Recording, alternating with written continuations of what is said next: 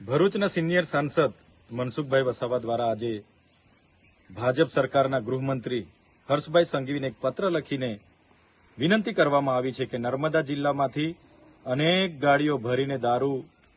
કરજણ, આમલેથા, ઉમલ્લા, રાજપાયડી, સિનોરમાં આવે છે અને પુષ્કળ પ્રમાણમાં નકલી દારૂ આ વિસ્તારમાં વેચાય છે। ત્યારે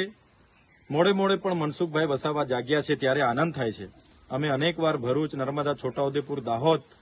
દારૂની ગાડીના પેટ્રોલિંગ કરતા પોલીસ અધિકારીઓના વિડીયો અને દારૂના કોઠા ઉપર દર મહિને હપ્તા લેવા જતા પોલીસ અધિકારીઓના સીસીટીવી ફૂટેજ પણ સરકારને આપ્યા છે, જાહેર કર્યા છે, પણ સરકારે એ પોલીસ અધિકારીઓ પર, એ બુટલેગરો પર કોઈ પણ જાતની કાર્યવાહી કરી નથી। ત્યારે મનસુખભાઈ વસાવાનું કહેવું એવું છે કે કેટલાક રાજકીય નેતાઓ, બુટલેગરો અને પોલીસ અધિકારીઓ બધા સાથે મળીને આ પ્રકારની આખી પ્રવૃત્તિ ચલાવે છે। ત્યારે પહેલા તો મનસુખભાઈ એ રાજકીય નેતાઓના નામ એમની પાસે હોય તો જાહેર કરે, બુટલેગરોના નામ જાહેર કરે, પોલીસ અધિકારીઓના નામ જાહેર કરે અને એમની જ સરકાર છે, એમના જ ગૃહમંત્રી છે, જેઓ હર હંમેશ કહેતા હોય છે કે કાયદામાં રહેશો તો ફાયદામાં રહેશો। ત્યારે આ વખતે કાયદાનો પાવર એમણે બતાવવો પડશે। કોઈ પણ ચમરબંધીને છોડવામાં ન આવે એવી મોટી મોટી એ લોકો ફાંકાઓ, ગુલાંગો ફૂંકે છે। ત્યારે આ વખતે ચમરબંધીઓના નામ મનસુખભાઈ આપે છે, એમના પર કાર્યવાહી કરે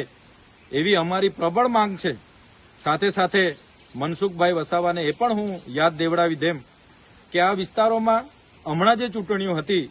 એમાં ભાજપના નેતાઓ દ્વારા બુટલેગરોને અમે તમને કહેવામાં આવ્યું કે ખુલ્લામાં તમે ધંધો કરજો, અમે તમને ધંધો કરવા દઈશું, પણ અમારા ઉમેદવારને જીતાડજો અને રેગ્યુલર અમારું ભરણ અમારા કમલમ સુધી પહોંચી જાય એવી અહીંના ભાજપના નેતાઓએ બુટલેગરોને કીધું હતું।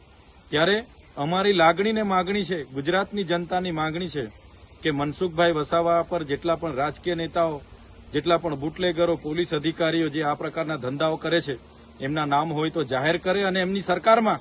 એમના પર કડકમાં કડક કાર્યવાહી કરાવવામાં આવે એવી અમારી પ્રબળ માંગ